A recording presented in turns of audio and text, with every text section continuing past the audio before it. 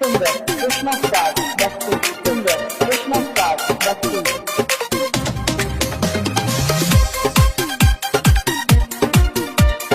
Music by Amir Gupta.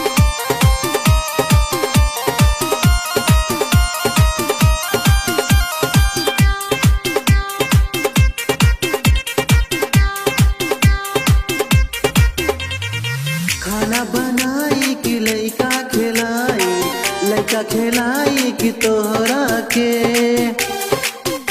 ए राजा सुना, खाना बनाई कि लइका खिलाई, लइका खिलाई कि तोहरा के।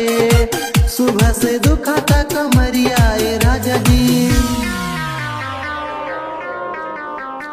जल्दी मंगाई दवैया ए राजा जी, जल्दी मंगाई दवैया ए राजा जी।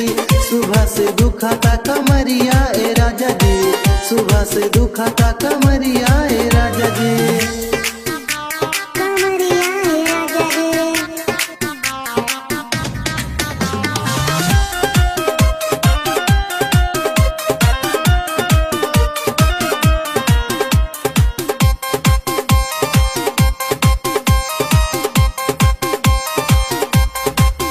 करी घरवा के काम कबो पाई ना आराम, हाई लइका तोहार परेशान करेला। हम जाइब नहीं यार नहीं रह तोरे घर, हाई बूढ़ावा विशाला परेशान करेला, परेशान करेला।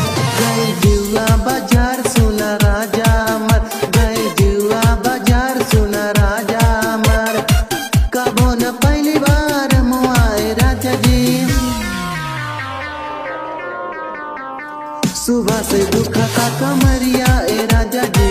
जल्दी मंगाई दवैया ए राजा जी, जल्दी मंगाई दवैया ए राजा जी। सुबह से दुखाता कमरिया ए राजा जी, कमरिया ए राजा जी।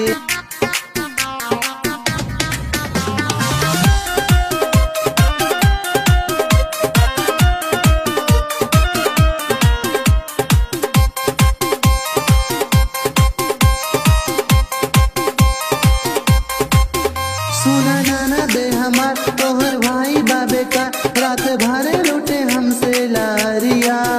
रोज होटे सुबेर हमसे मुँह ले ला फेर, हमारे अंदर के दिलवा दुखेला। देवरा कृष्णा निषाद हमर माने पूरा बात, देवरा कृष्णा निषाद हमर माने पूरा बात। देने बाम के काने बलिया ए राजा जी, जल्दी मंगाई दवैया ए राजा जी। सुबह से दुखाता कमरिया ए राजा जी।